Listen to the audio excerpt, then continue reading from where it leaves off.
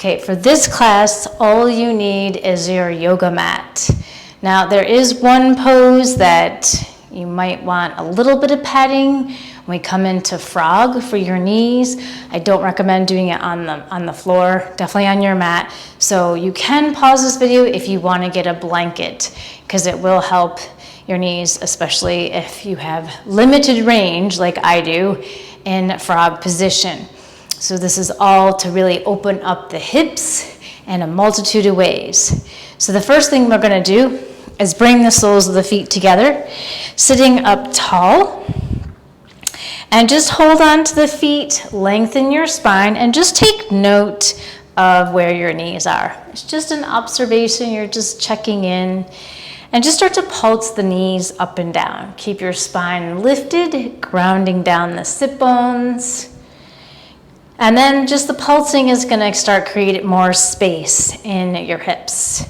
Okay, slowly become still, and then with a long spine, start to hinge forward and the back of the neck long. Notice with gravity, your upper body, if the knees are starting to go further toward the ground.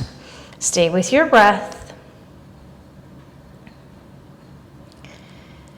And very slowly come back up, place your palms behind you, bring the feet and the knees wide, and just hammock the legs.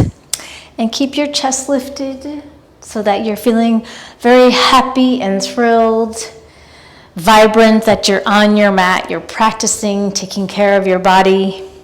Okay, now hammock the legs, pivot the legs all the way over to the right. And you're going to prepare for 90-90. So take a moment, this is important, take a moment to set up the legs 90 and 90, and you'll see why, because we're really going to get into that back hip. So you want knee and ankle, and try to keep the thigh bones down. Okay, so my back glute, my left glute is off the mat.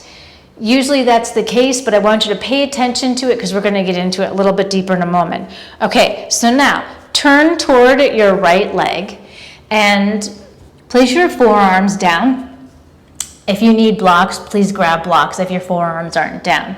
Okay, so now all you're going to do is try and get the tailbone down. So you're just trying to oscillate, moving the pelvis down with the arms fixed, and you're just trying to create more space in your hips, your lower back, and you'll feel it more. If you don't feel it in this one, you'll feel it more in the next one. Keep the back of the neck long, feet stay dorsiflexed. Come onto your palms, and now you can place the palm behind you, your left palm behind you, and you're going to try and draw that left sit bone down and up. So you're just trying to pivot that sit bone down. Make sure the right knee doesn't lift up. Pivot down, release, pivot down, release. One more. Good. Now, frame the front foot. You're going to curl the left toe, straighten the leg, and just pay attention to your right and left because we're going to turn around. So push through the left heel and lift and cross the legs. And adjust so that you're on your sit bones. You're sitting up tall, feet are dorsiflexed. Okay, so now my right leg is over my left. Cross the left elbow crease around the shin. And you can also draw the thigh bone up to you so you get more compression. Just make sure that the right toes are on the mat as you come into this twist. So you're getting into the side glute, dorsiflex the left foot, keep sitting up tall, and breathe with a long spine. So you're in compression, getting into that side glute. Now let's do a counter twist to the other side. Keep pressing the right big toe into the mat. And slowly release. We're going to come into frog pose right now. So you want to use the wide part of your mat. Bring the knees wide. Come down onto the forearms. And line up the knees. Let me move back a little bit. Line up the knees with your ankles and see if you can draw your tailbone in the direction of your heels. So just away from your head. Okay, And now shift forward, shift back, shift forward, shift back. Notice I just adjusted to go wider.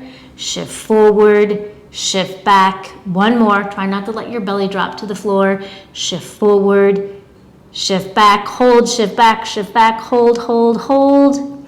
Keep the shoulders protracted. And now to come out, bring the feet toward each other. Walk your palms up and come back out. And we will start now with 90-90 to the left side. Okay, so line up the legs. And just make sure you're on your mat the best you can. And just notice how this side is getting into it. Okay, come down onto the forearms. And just again, try and oscillate, seeing how the movement is with the pelvis and the lower back. Staying with your breath. Keep pressing the thigh bones down, feet stay dorsiflexed. Now, slowly come back up. You can even place your palm on the thigh, and then you're gonna try and draw that thigh bone down, and make sure you're not slumping the shoulders or the upper back. That's gonna defeat what you're doing. So you're really trying to stay weight bearing, keep a long spine, but make sure that thigh bone does not lift. And that's really hard, okay? Especially if you have tight hips like I do. Okay, now release, frame around the left foot, extend the right leg, and we're going to turn around again. So push through the heel and then lift, thread around, and just make sure you're on your sit bone. So the left leg is now on top, right foot is dorsiflexed, right elbow crease around the shin, left palm behind, and again you can draw the knee up for a deeper compression. Just make sure the left toes are on the mat. Inhale and exhale, twist, hugging in, and just notice if you feel the same type of stretch opening on the left side glute, or is it less or is it more than the other side. Keep the right foot dorsiflexed. And slowly counter twist to the other side. And release, stretch out the legs. We have one more frog. Get yourself mentally ready. I think it's more mental than anything. Okay, bring the knees wide. Feet dorsiflexed on your forearms. Make sure you're not dropping your belly. Protract the shoulders, so push your shoulders to the sky. Shift back, shift forward. And just notice if that gives you more range. Do you have more space? Is your groin and your pelvis getting closer to the mat? And I'm just saying, compared to a moment ago. Shift back, shift forward. One more, shift back, shift forward, shift back, hold. Keep the integrity of the pose. And slowly bring the feet toward each other. Walk your palms up. Bring your knees together. And just roll out your shoulders. Okay, hopefully you have a new set of hips and groin. If you sit a lot, or if you don't sit on the floor, this is a great way to really get into those hips. I recommend practicing this as much as you can, in all honesty, because it's gonna give you so much freedom, okay? Really opening up tight hips. And you saw where mine were. So enjoy the process and the progress, and I'll see you soon.